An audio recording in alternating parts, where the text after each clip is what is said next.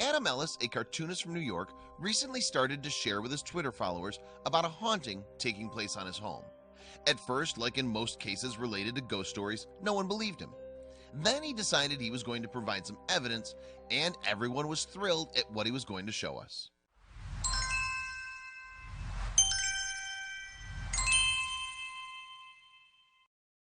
We all love ghost stories, especially if we hear them in the middle of a campfire or if we read them in the middle of the dark. Part of the fun of telling ghost stories is the fact that everyone knows they're not real.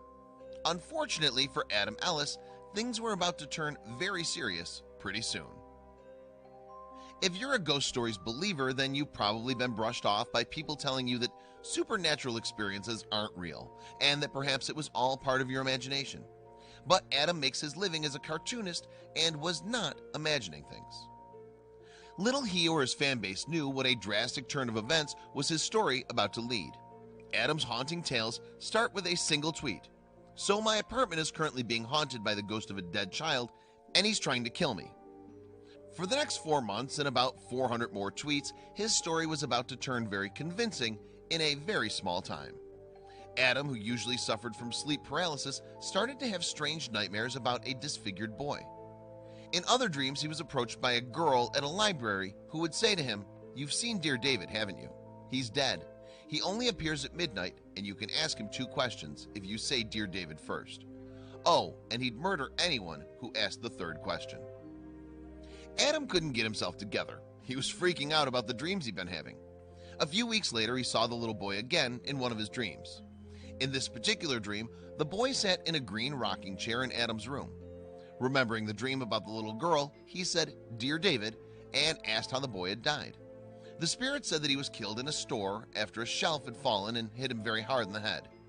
Then Adam asked about the identity of the person who had killed David. After receiving his answer that it had been an accident, Adam had forgotten the girl's warning and did the unthinkable. He asked the 3rd question.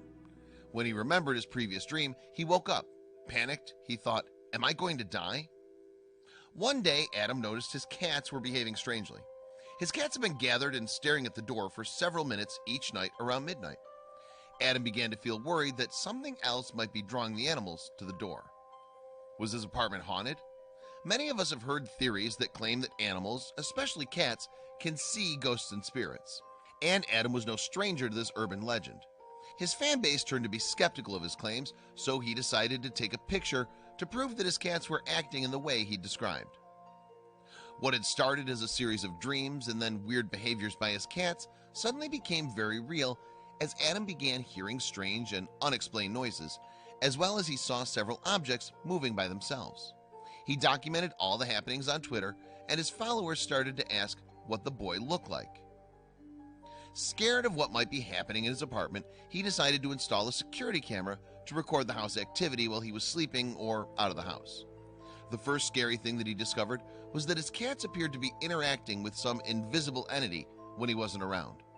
At this moment, all his followers were captivated by Adam's story and decided to lend him a helping hand. His followers had suggested a lot of different ways for protecting himself from evil spirits. Things like pouring salt on doors and window frames, burning sage, but nothing seemed to work.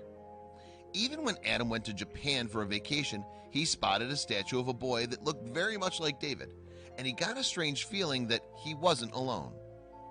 When he returned home, he noticed that the lights in the hallway were on, but when he took a picture of it, it looked darkened as if there was no light coming from the room. He also noticed that there were strange noises in the ceiling, which was very strange as he lived on the top floor. Adam noticed that there was a small trap door on the ceiling, and he decided to investigate the source of the noises. When he opened the hatch, something fell right in his face. With quick reflexes, he caught it and was terrified at what he was holding in his hand, a small, kid-size leather shoe. Adam asked his landlord for help. When they opened the hatch again, they found nothing but a little marble. In the hopes of gathering more evidence, Adam downloaded an app that would take a picture from his smartphone every minute. What he discovered the next day left everyone speechless.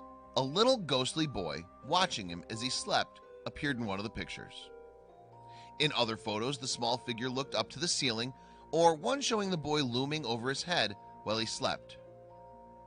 The scariest of it all was the last sequence of pictures that showed how the boy had moved directly towards the camera, before disappearing. I'm at a loss for words. That malformed ear, that stringy hair, I don't even know what to think.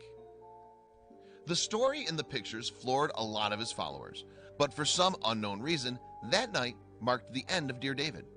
He began tweeting less about him and claimed that he hadn't seen him anymore, although he would occasionally get a weird feeling as if someone was breathing behind him or watching from over his shoulders.